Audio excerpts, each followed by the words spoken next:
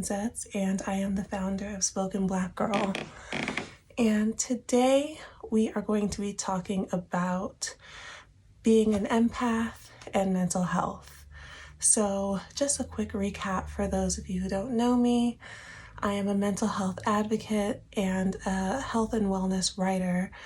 And my mission at Spoken Black Girl is to publish more Black women writers because we are facing a severe disadvantage in the publishing industry, and our voices are not represented enough. And as you know, the more stories we get out, the more diversity we get out, the more representation we get out, the more we can develop healthy self-image, both for ourselves and the next generation coming.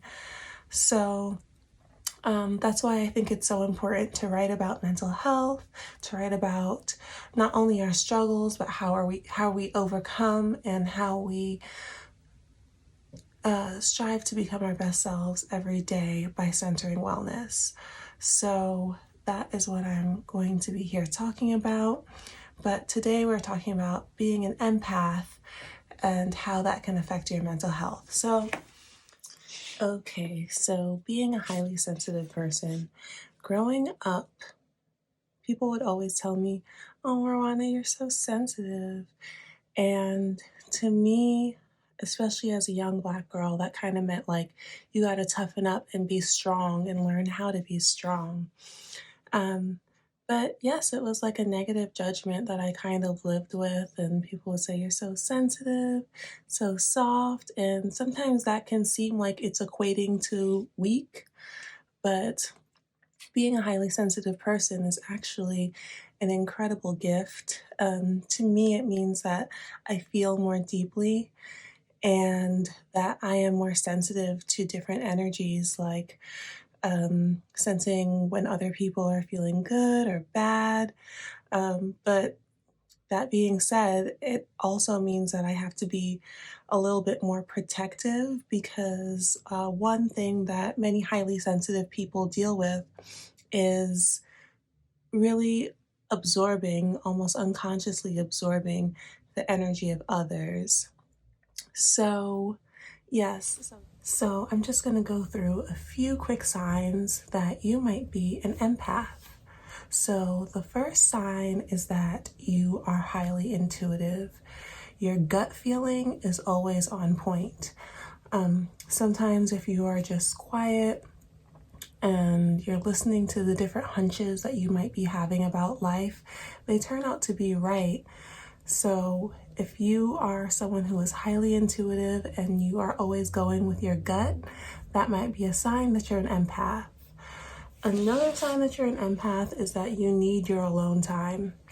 You need to be able to recharge and refill, and you need time without other people influencing your thoughts.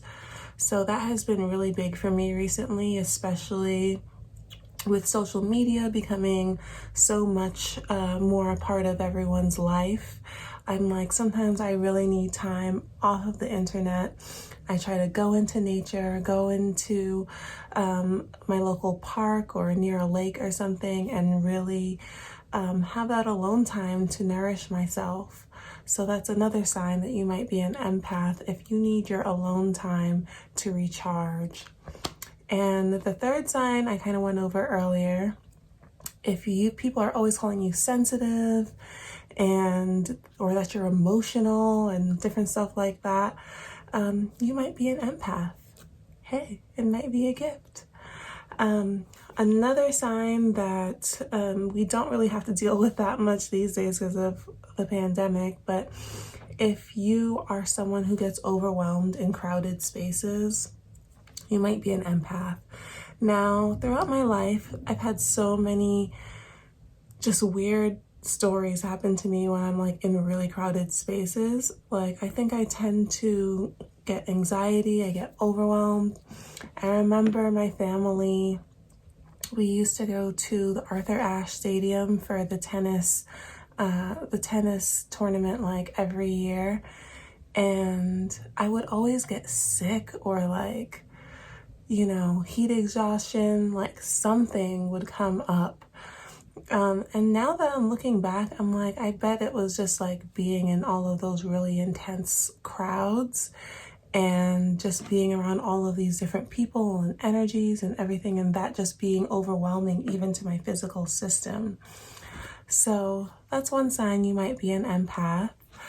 Another sign you might be an empath is if you are finding that you just feel connected to other people, and not even just other people, but also animals and trees. And you might be that tree hugger friend who is really into plants and botany, and you never want to crush the fly. You have a respect for other living beings.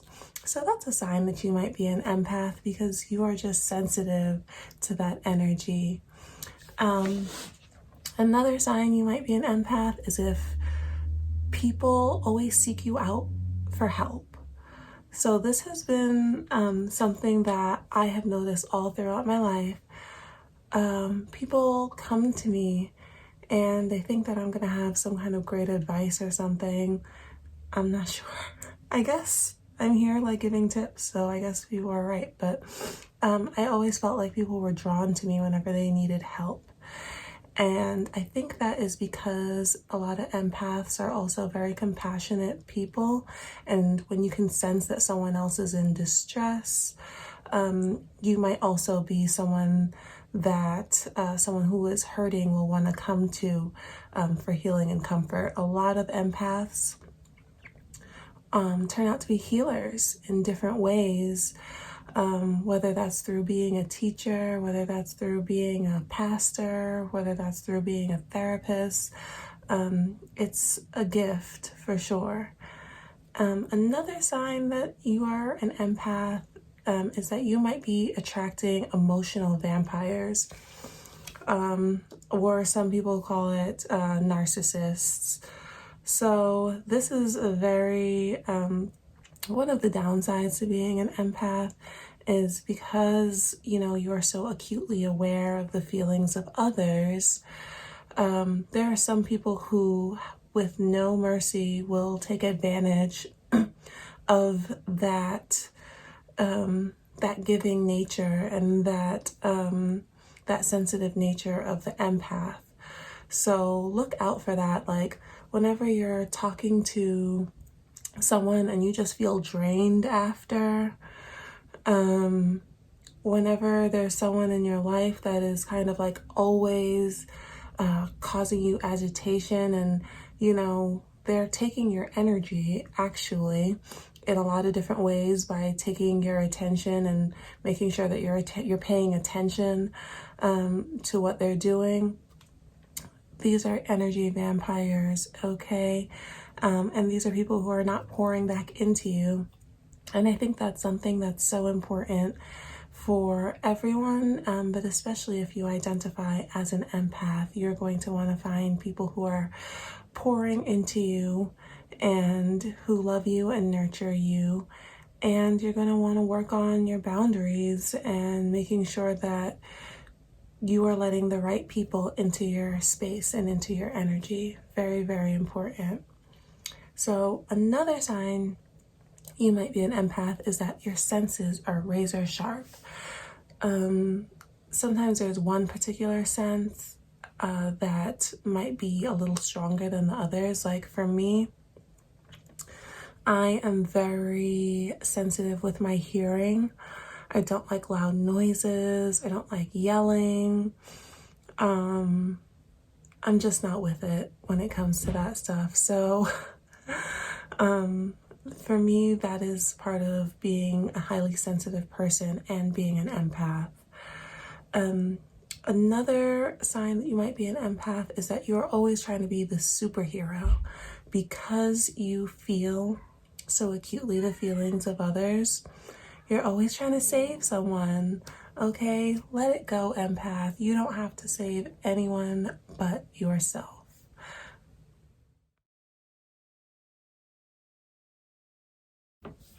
So another thing I wanted to talk about was how being an empath can affect your mental health.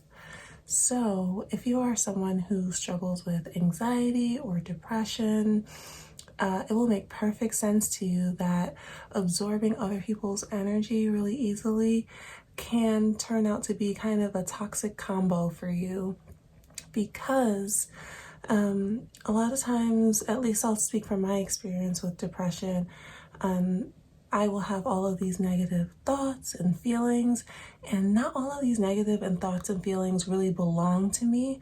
But sometimes, if you're in an environment with a lot of I don't want to say toxic people, but people who are in a mindset that is not the mindset you want to be in to grow, you can start to absorb a lot of those feelings and those energies, and you'll think that it's coming from you when really it's not, and you are actually okay. But that is one reason why, if you are struggling with your mental health, we really, really, really need to learn how to protect our energy. So important. So if you've ever been at that point where you are not just stressed, you are feeling mentally and emotionally depleted, you can't find your feeling of joy again, you are not feeling motivated in the things that you're usually passionate about, those are signs that you have been giving out more than you're taking in, and you are feeling depleted, empath. And so that is something that we need to look out for, and that is the time to start really showering ourselves with self-love and self-care and just doing the things that feel good to us and that help elevate our vibration, no matter what that is. It could be taking a walk outside and getting some sunshine, doing some yoga poses, making sure that you got up, took a shower, and took care of yourself. It could be as simple as that. But those are all of the things that we need to do to restore ourselves. And, no apologies for self-care. Make sure that you are taking care of yourself. You know, there will be many people that will be demanding of your time and your energy, but if you do not pour into yourself first, how are you going to take care of others and to support your community? So these are my tips for mental health as an empath, and I hope that you found this enjoyable. If you did, you can click the like button, click the subscribe button, and we will be back with more mental health tips and writing tips and different things like that.